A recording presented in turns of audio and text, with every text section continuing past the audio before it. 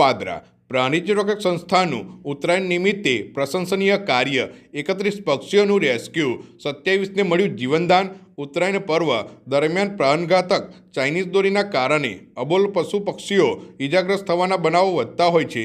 આવા પક્ષીઓને તાત્કાલિક સારવાર મળી રહે તે હેતુથી દર વર્ષની જેમ આ વર્ષે પણ પાદરા પ્રાણીજ રક્ષક સંસ્થા દ્વારા પક્ષી સારવાર કેમ્પનું આયોજન કરવામાં આવ્યું હતું। આ કેમ્પ અંતર્ગત કુલ 31 ઇજાગ્રસ્ત પક્ષીઓનું રેસ્ક્યુ કરવામાં આવ્યું હતું। દુર્ભાગ્યવશ ગંભીર ઇજાઓના કારણે 4 પક્ષીઓના મોત થયા હતા, જ્યારે બાકી રહેલા 27 જેટલા પક્ષીઓને સમયસર સારવાર આપી વન વિભાગની દેખરેખ હેઠળ રાખવામાં આવ્યા છે।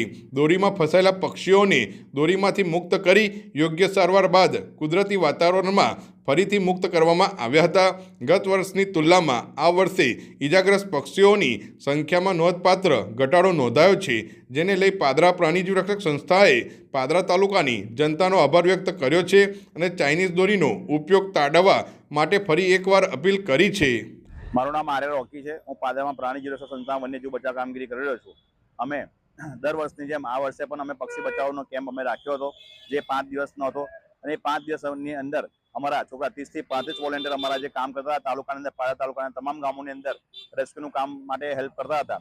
એ છોકરાઓ અને અમારી ટીમ મળીને જે પક્ષીઓ ઘાયલ થયા હોય એ પક્ષીઓને અમારા કેમ્પ ઉપર અને દવાખાના ઉપર ટ્રીટમેન્ટ આપીને એને વન વિભાગમાં સોંપી દીધા હતા। વન વિભાગને અમે સાથે રાખીને અમે જે રેસ્ક્યુનું જે અમે કામ કર્યું છે એની અંદર 31 જેટલા પક્ષીઓ જે ઘાયલ હાલતમાં મળી આવ્યા છે, એમાંથી 4 મરી ગયેલા હતા, મૃત હાલતમાં હતા।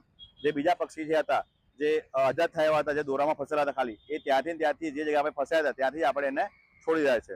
અને આ વખતે જાગૃતતા એટલી સારી આવી છે કે ચાઇનીઝ દોરાનો બહિષ્કાર લોકોએ કર્યો છે, એ ખૂબ સારી વાત કહેવાય કે જે બહિષ્કાર કરીને આજે ઘણા બધા પક્ષીઓ બચી ગયા। બાકી અમારા લાસ્ટ વર્ષમાં એવું હતું કે ઘણા બધા પક્ષીઓ બધા આવતા હતા, 40, 45, 50, 60, આજે 30-31નો આખો આંકડો થઈ ગયો છે।